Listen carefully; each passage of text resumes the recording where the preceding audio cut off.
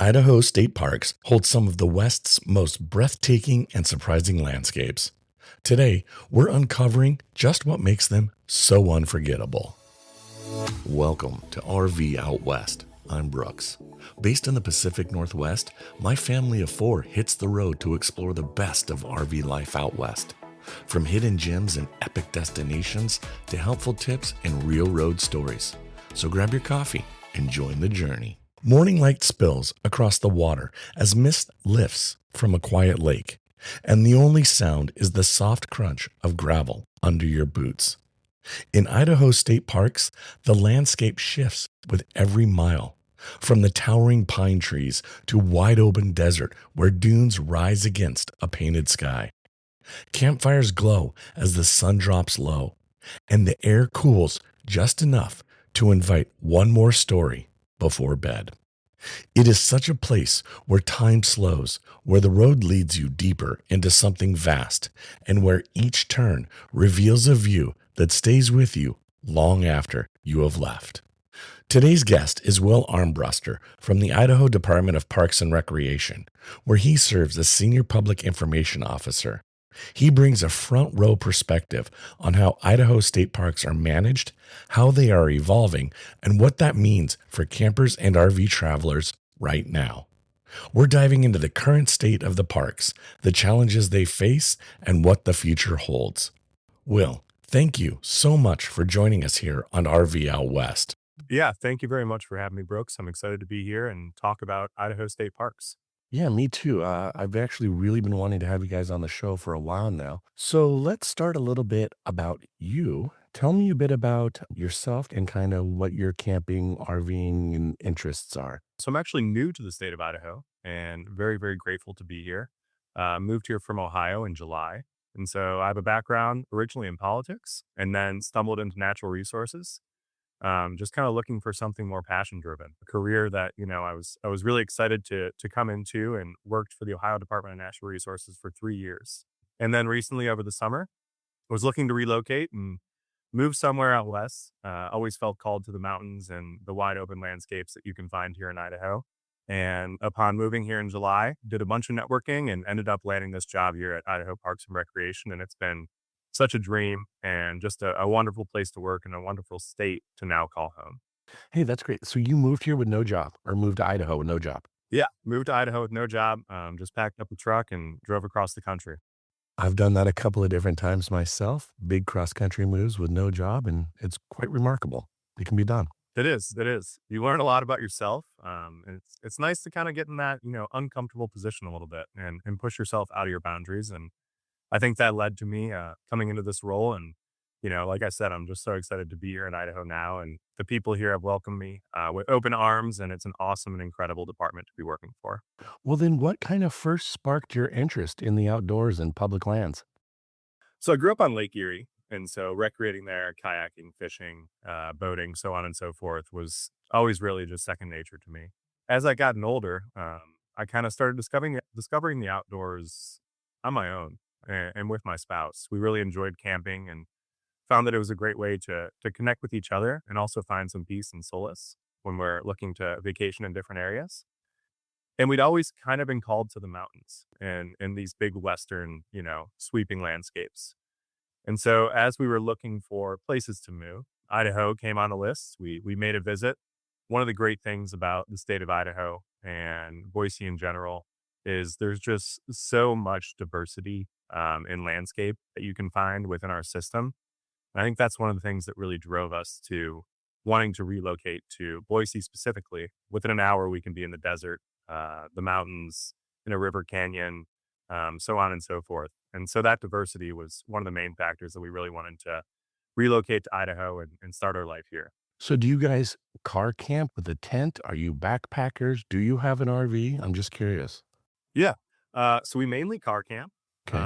So just backcountry car camping. Obviously, it's a little bit different here in Idaho than it was back in Ohio, and there's some learning to do with that.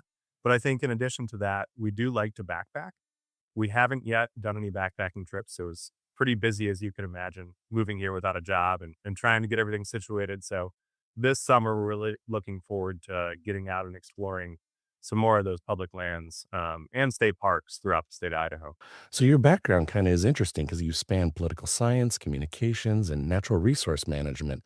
How did those paths converge? It actually started about 5 years ago here in Idaho. I was working in Ohio as a press secretary for the Ohio House of Representatives. Okay. In that role, a very interesting role, you realize that you oftentimes don't have a voice of your own or the voice of others with varying political opinions. And so while doing that, throughout my life, I always knew I wanted to be a public servant in some way.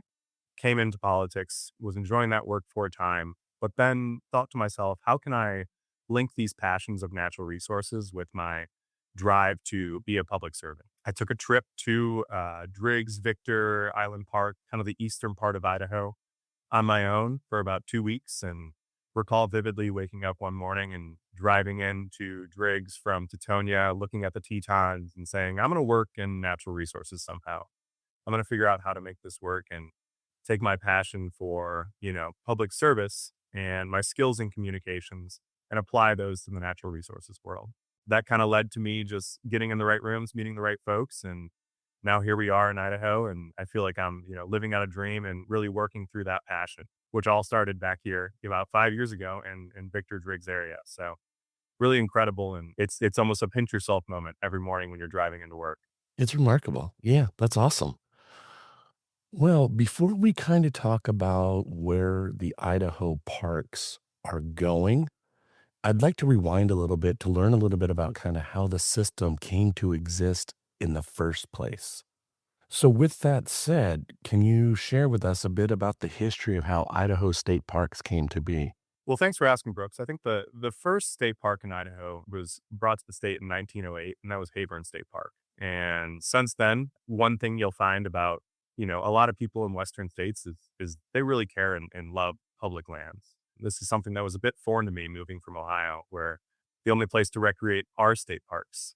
Now, coming out to Idaho, you have BLM, Forest Service, and state park land, so on and so forth, different federal holdings, and so many different places to recreate. So as the state park system grew in Idaho, we offer something more unique to our visitors. I think a lot of your listeners will be interested to know that we have those full service hookups, all of those different amenities for families or RVers when they're coming into our campgrounds. And I think that's what makes us unique and sets us apart a little bit from those uh, other opportunities for camping and RVing in the state of Idaho. But we really fill that gap in providing a good resource for people in this state for recreation. And how many total state parks are there currently in Idaho? That's a great question. There's about 30. Okay. So there's two trails that are technically state parks. The Trail of the Coeur d'Alenes up in northern Idaho, and then the Ashton to Tetonia Trail in eastern Idaho. So those are trails, but they're managed as state parks. There's some other holdings that we have that are a part of state park units. But the short answer there is about 30 state parks in the state of Idaho. And are those all campground based state parks or are some of those day use onlys? A few of them are day use or have day use areas, but majority of our parks you will find, and we're doing a lot of work to build campsites at all of those state parks. So, for example, Eagle Island State Park, which is here in Boise, we just built a brand new full hookup campground in that park just this past year it opened. So we're constantly making improvements and trying our best to have more offerings for our visitors who are coming to Idaho. Well, then that kind of segues in. Is there a particular, guiding mission right now that's behind the Idaho State Parks today that they're focused on as a collective department? Yeah, I think it's just really, providing great resources for the people of Idaho and the people outside to recreate, and then also protecting that land and being stewards of the land. I think those are the two things we really try to focus on is offer recreation and also education on how to be good stewards of this beautiful land we have here in Idaho. What would you consider Idaho's crowning achievement in the park system? Mm, very good question, Brooks. Thanks. I think one of the parks that we're really proud of here is Harriman State Park. I don't Okay. know if you've been there before or have No, any experience in Eastern no, I Idaho. haven't. So tell me about it, please. Harriman State Park. So the Harriman family, they owned the Union Pacific Railroad. And there's this Harriman State Park in New York and one here in Idaho as well. And so this originally was their railroad retreat, if you will. And this is they would summer here in the Idaho area and fish and enjoy the Henry's Fork and all the areas around kind of that Yellowstone caldera just outside of West Yellowstone. What we have still at that park, there's no RV camping, but there's, I believe, 26 lodging opportunities in that park, from yurts all the way to the original houses that the Harrimans built when they first came there in the early 1900s. That's so cool. So that's a park that, I would really recommend to people if they're coming to Yeah. Idaho. And just north of that is Henry's Lake, where we just put in a new campground. So there's some full service hookups there, and that's about 30 to 40 minutes from Harriman. And how far is Harriman to West Yellowstone? Like, could you use Harriman as a base camp and then go do a day trip into Yellowstone from Harriman? Yeah, we notice a lot of the visitors who come to Harriman are using it exactly for that. I did myself on my cross country trip. I actually stayed in Henry's Lake, which is north of Harriman, Right. but stayed there and did a drive into Yellowstone for a couple days and used Henry's Lake as my base camp. I think it's wonderful because that whole Yellowstone area, even outside of the park, is just absolutely fantastic. And the community of Island Park and Henry's Lake and Harriman State Park are just incredible assets in areas that I think if people are visiting Yellowstone, they'd be remiss if they didn't also get over to that part of Idaho and experience Harriman and Henry's Lake. Yeah, that sounds really cool. I'm gonna have to check that out. I'm putting that on my list. Which park do you think represents the greatest amount of ecological diversity of the Idaho's landscapes the best? Oh my gosh. You could go in a lot of I different know. directions here. I know. You So gotta pick one, my friend. Pick one. I would say I haven't spent, so I've started here in October, Yeah. and I haven't yet made it up north. Okay. I've heard a lot of wonderful things about the northern part of the state. And I think from my experience, one of the most unique, this might be a little different flavor to the answer of your question, is Bruneau Dunes. It's the largest singular sand dune structure in the United States, and it's located about 45 minutes to an hour outside of Boise, Idaho. You can rent sandboards and do all of that there. It's just kind of sitting outside of the Snake River Valley, and that's a place that when we first visited Idaho and came into Boise, we went to Bruneau, and I was just blown away that this totally different, diverse sand dune type environment existed 40 minutes from the city I'd now be calling home. So that's one that I think shocked me a lot. As you drive down 84 from Boise all the way over to Twin Falls, you're really in desert most of the time, with the mountains to your north and a little bit of the Oahe Mountains to your south. But you're really driving through that desert. If you pull off the highway at Mountain Home and go to Bruneau Dunes, I think you'd be incredibly surprised to see this incredible sand dune and rent a sandboard with you and your family and just have a great time hiking on those dunes, playing disc golf, and even some great fishing at the lake there in that park too. That sounds amazing. Oh, and I'd be remiss to mention there's an observatory there as well. Really? Yes, an incredible observatory, and the park is dark sky certified. So, just another reason to make it out to that park. A lot of people will see as they're coming through from maybe the West Coast to drive to Yellowstone. 84 is the route you take. Yeah. A lot of people come in and stop at Bruneau on their way to Yellowstone or the Tetons or Glacier or those other parks as they're headed to the east from the west. What's the name of the observatory over there? It's the Bruneau Observatory. Okay. If you go onto our webpage, you can track it, and they run programming there in the summer and winter. So visitors can come and look through the telescope and look into the sky with. Yeah, exactly. So cool. Visitors can come and participate in that programming. There's a bunch of different telescopes that have been donated by astronomers as well. And so it's really an awesome experience to just view the night sky and be inspired a little bit. Yeah, that is so cool. Let's jump right back in and let's talk about what are the top 3 most visited campgrounds in the state park system? Yeah. So for the full year, this would be for the calendar year, the top 3 most visited are Ponderosa State Park, Three Island Crossing, and Hell's Gate State Park. Those are in kind of 3 different areas of the state. So Ponderosa is going to be in McCall, Idaho. Hell's Gate is up near Lewiston, kind of on the border of Washington, Oregon. And then Three Island Crossing is right near Bruneau Dunes. So that's one that's on Highway 84. We see a lot of people coming in to stay there for a few nights as they're on their cross country trips. And then interestingly, during peak season, obviously things change a little bit. So that's Memorial Day to Labor Day. Yeah. When we're looking at those dates, Ponderosa is still the most visited state park. So I really recommend you get out there. That was the first one I visited when we moved here to Idaho. And it's an absolutely incredible park with wonderful amenities and right near McCall and access to hundreds of miles of federal land as well. But the other two that would be most popular during peak season are Bear Lake, which is on the Idaho-Utah border in the bottom Okay. right-hand corner of the state, and then Priest Lake, and that's the most furthest north state park Yeah. up in kind of the panhandle of Idaho. Well, then conversely, what are the top 3 least visited campgrounds? The three least visited state parks would be Winchester Lake, Bruneau Dunes, and Massacre Rocks for the entire year. So that's for the calendar year. Interestingly enough, camping is open year round at all three of those parks.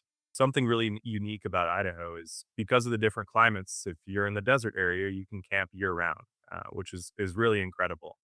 Now, when we look at the peak season, Massacre Rocks, Dwarshak State Park, and Bruneau Dunes are the least visited during that peak season time. So, what we're really trying to do is, help people understand and drive folks from Massacre Rocks and Bruneau Dunes are kind of close to more urban areas in Idaho, Boise and Twin Falls, American Falls, so on. And so we want people to start discovering these state parks. As I've come into Idaho, there's so many areas to recreate, and I think the question is, why a state park over somewhere else? And the answer to that question is, we're really a gateway to recreation. We have everything you need within this state park: the full service hookup, the showers, the amenities, the camp stores, the interpretive programming, so on and so forth. And from our state park, you can use that as kind of your base camp to explore the rest of wild Idaho. So true. I mean, state parks, we are really spoiled here in the Pacific Northwest. I mean, in Washington, Oregon, and Idaho. Our state parks are absolute jewels and treasures for our community of people that choose to live here or visit and recreate. I mean, our state park systems are incredible. They really are. You're most definitely right. And I need to make my way into Washington and Oregon as well and explore some of the parks that are in those areas too. There's But just in general, I mean, yeah, they're just incredible. Well, so with so many people visiting Idaho state parks, I'm aware that one of the biggest challenges is simply just even getting a campsite. Do you know, are there any improvements that are currently being developed or worked on to help mitigate this and, make it a little bit more equitable so everybody can get campsites when they want them? first to start off, camping reservations in Idaho for the state parks are made and can be made on a 9-month rolling window. So today we're recording this on the 11th of March. That means you could book your stay for December 11th as of today. So that's one of the things that we're doing to try and help assist with this issue. And you can book for a maximum of 14 nights. Additionally, something that's benefited me as I was on my cross country trip, you can book same day reservations. So That's cool. Yeah. if you're a little procrastinating and booking that reservation, and we're in Minot, North Dakota, and like, hey, where are we gonna sleep tonight? Oh, Henry's Lake is available. So that was a thing we recently added this year that I think is really helpful as people are, you know, a lot of people are going across the state, and I've ran into some different campers who may not know where they're staying that night. And so that's kind of a new fun aspect that we've added to the reservation system. But we had a goal of last year to open 250 new campsites. We're projected to open 339. 150 new and upgraded boat slips was another goal. We're projected to open 346 this Wow. year. And then 25 new day use areas was another thing we were really trying to accomplish. We're projected to open 26. So as you know, we've seen visitation really spike since COVID. We're up to about 7 million visitors a year in our state parks, which is absolutely incredible. But we have to meet that demand, and we have to provide resources for people. And make sure there's enough room for everybody to recreate. But also when you go outside, you want to be alone and you want to have that peace and solace a little bit. And so we're playing that balance with expanding facilities and providing more offerings for folks to kind of combat that visitation a little bit. Though we're extremely happy to have those 7 million people coming into our state. Yeah, of course. What was it? I'm just curious. What was it pre-COVID? If it's 7 million posts, do you know what it was pre? Yeah, I do. Just I'm curious what that growth rate was that I mean, I think it's great that people are getting out to recreate, whether they're in an RV or they're camping or they're just going day use to picnic and wet a line and fish for some trout or whatever it might be. I just think it's great, but It's gone up about 3 million people. wow. So 2021, we saw a big spike. And we've kind of seen that we've maintained those numbers, which has been absolutely wonderful. So not only did, more people maybe discover the outdoors, but they're finding it a place that they want to continue to spend time. And for us in Idaho State Parks, that's just been wonderful. But like I said, we want to work to meet that demand, right? And improve facilities. And so we saw over 65 million awarded in ARPA funding to our state park system.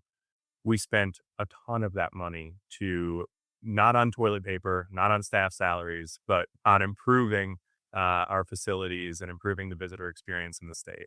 And that all came from your Idaho State Legislature then. Some of that funding came from the federal government Okay. in the way of federal, so the American Rescue Plan Act. Yep.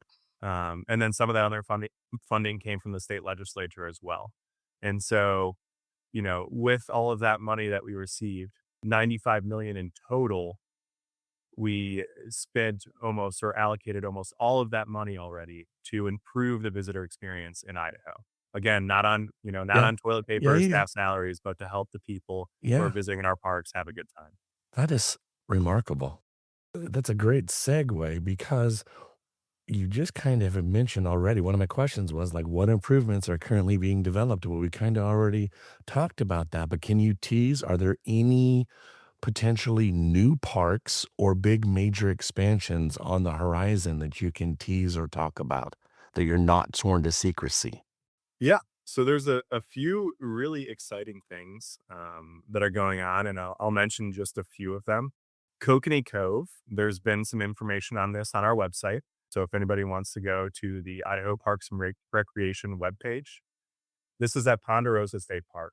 We renovated an old church camp to create essentially a new first class cabin staying experience at Ponderosa State Park.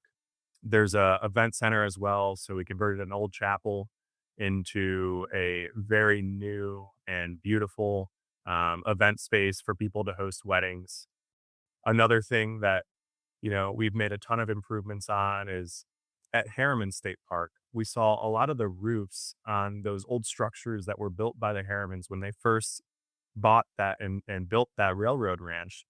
Those roofs were failing. And as you probably know, if a roof fails, then the rest of the building is at risk. So we spent a ton of money in that portion of the state, about $15 million to put on new roofs, put in a new water system, expand camping at Henry's Lake, pave a lot of the Ashton Teutonia Trail. So there's just been incredible, incredible work happening throughout the state. And I think one of the most exciting things, and perhaps a little sneak peek at something that we're really excited to share, is we just purchased the first new state park in about 30 years here in Idaho. You heard it first right here on RV Out West, right? No, Yes, I'm just kidding. That's awesome. exactly. So tell me more. What can you share that you're allowed to share about this new state park? That's exciting. So the park it has a webpage on our website. So again, if you go to Idaho Parks and Recreation, our webpage, you can click on Twin Peaks Ranch State Park is the name of this park. And it was a ranch functioning for many years, and it ended up coming up for sale, and it was the right situation for us to look into expanding our resources and purchase a new property. So Twin Peaks is about 677 acres. It borders BLM land on three sides. It's located between Salmon and Chalice, Idaho. Okay. Really exciting because we don't have many resources, Idaho Parks and Recreation does, in that part of the state. The closest state park we have is Chalice Hot Springs or Land of the Yankee Fork. And so we are super, super excited to be able to offer something else in that part of the state for visitors. What's unique about this park is there's 24 full service private accommodations. Those are almost consider them like little private cabins that you can rent out and Fun. stay with your family. Yeah. There's a 5,000 square foot horse barn, primitive disc golf course that we're working on updating, two maintenance shops, a woodworking shop, and there's going to be a full kitchen. There's a guest lodge on site. So we'll have a commercial kitchen and also some looking into getting some concessionaires in there for horseback riding as well. What's the anticipated open date? Yeah. So the opening date is going to be this June, Oh, wow. Okay. June or July. So we purchased the property and took ownership in October. And there's a lot of work happening up there right Can now. people start to make reservations or not yet? Yes, you can make reservations for groups only at this point. Okay. So it's really a great opportunity to, sell this venue as a potential wedding venue, Yeah. or another place for retreats. But one of the exciting things I think for your listeners is, as we're looking into the future of this park, we're looking into putting in some camping and RV sites as well. So Cool. there's a long-term plan in place. Yeah, of course. But that doesn't mean that, the gate is open and we're going to want people to come in this summer and explore that new state park at Twin Peaks Ranch. That is very, very exciting. Let's do the futuristic talk now. Let's fast forward 25 years. What do you hope Idaho State Parks will look like for that next generation of campers? Yeah, I think, being an outsider and moving into Idaho, there's so much to discover in this state. And it's called the gem state for a reason, right? I think there's so many wonderful things in the state of Idaho that people maybe don't think about or don't think to plan a vacation here. And I want to change that tone. That's my goal of working in this job and being a part of this agency is just helping people discover Idaho. I did the same thing when I was working in Ohio, and you'd be surprised how many people had never been to a state park in Ohio as well, where there's 76 of them and they're in, you know, so many different areas of the state. As I've seen moving here, I've been to more state parks than a lot of people I've spoken to in my 6 months of living in Idaho. And I just want to increase awareness and help people understand how great these resources are.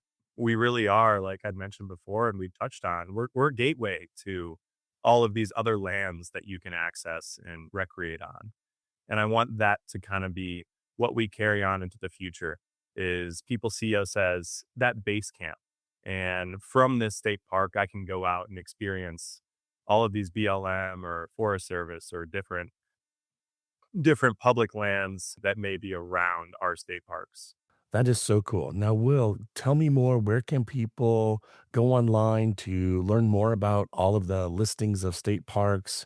How can they find Idaho State Parks on socials? Like, where can they find to get more information about Idaho State Parks? So if you're looking to make a reservation and stay in our state parks, getoutside.idaho.gov.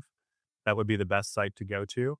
Or our call center is 888-922-6742, and you can make reservations directly with them. Otherwise, just going to our website, I think, is a great way to find out information, and that's parksandrecreation.idaho.gov. And all of our socials are just Idaho State Parks and Recreation on Instagram and Facebook and so on and so forth. Will, thank you so much for taking time out of your busy day to talk to us here on RV Out West. I really appreciate it.